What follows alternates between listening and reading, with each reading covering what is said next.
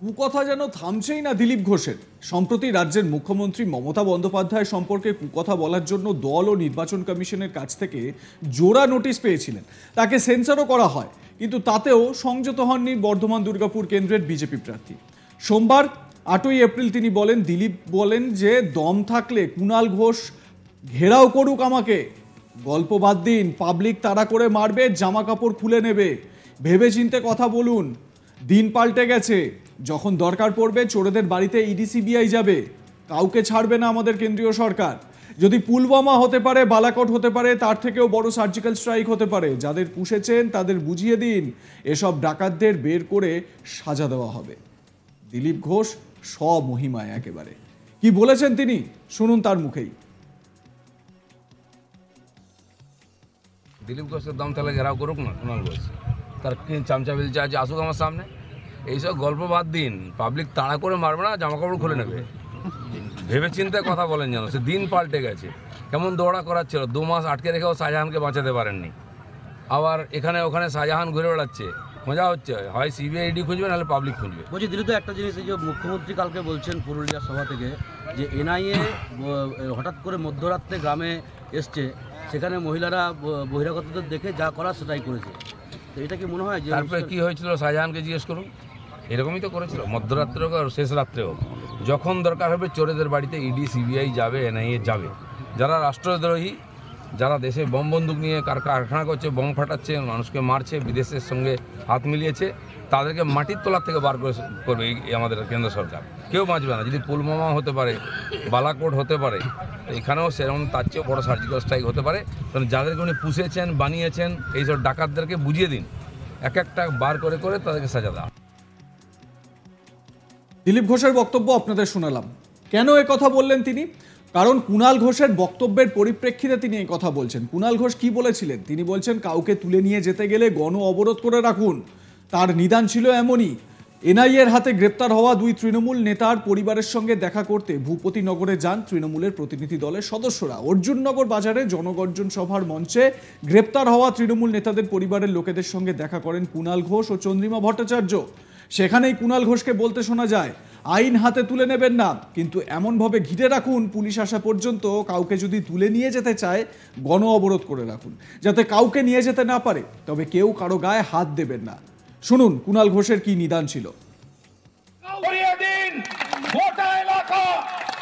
আইন হাতে তুলে নেবেন না, ওরা বদনাম করার জন্য বসে আছে। আইন হাতে তুলে নেবেন না, ওরা নাটক করার জন্য বসে আছে।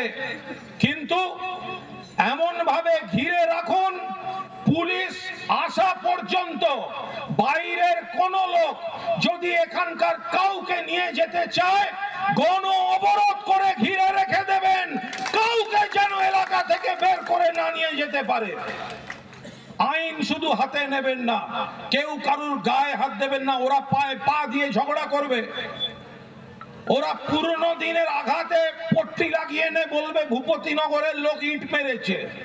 এসবে যাবেন না, শুধু ঘিরে বসে থাকবেন, শাঁখ বাজাবেন, উলুধ্বনি দেবেন। আর দাদারা, ভাইরা, পুলিশকে খবর দেবেন, সাংগঠনিক নেতাদের খবর দেবেন, গোটা তৃণমূল কংগ্রেস চলে আসবে।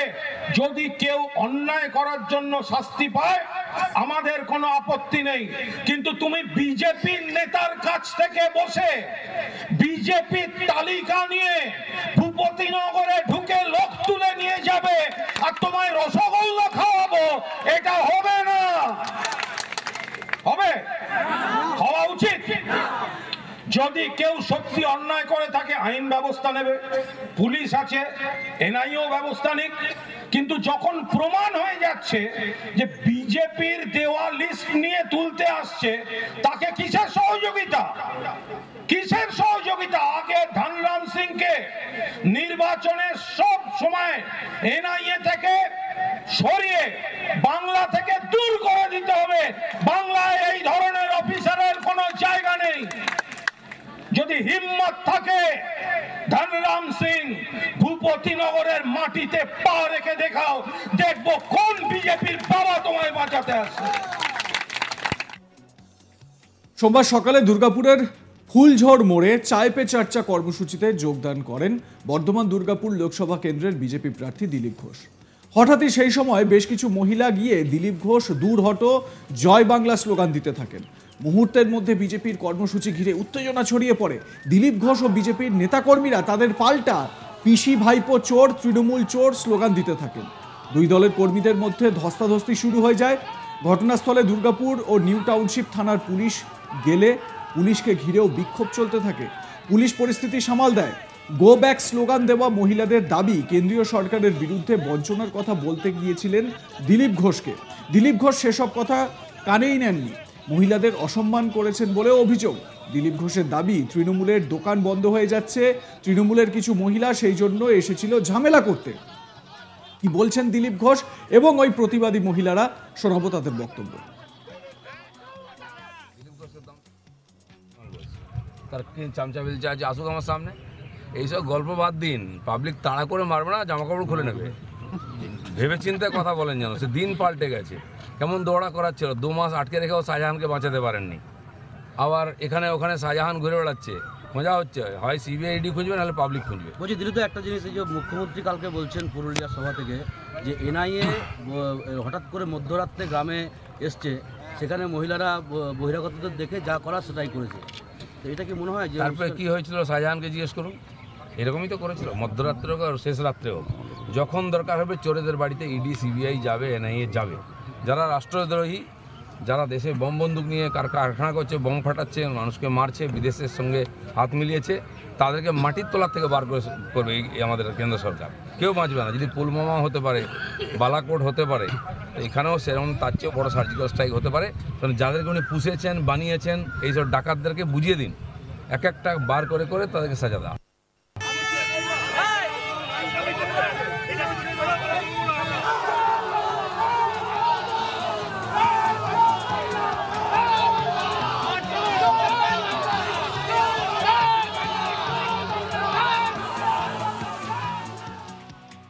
এটাই সেই ঝামেলার মুহূর্ত যখন দিলীপ ঘোষ দুর্গাপুরের ফুলঝোড় এলাকায় যান চায় পে চর্চা অনুষ্ঠানে। সেখানে সেই সময় বেশ কিছু মহিলা তারা এগিয়ে আসেন।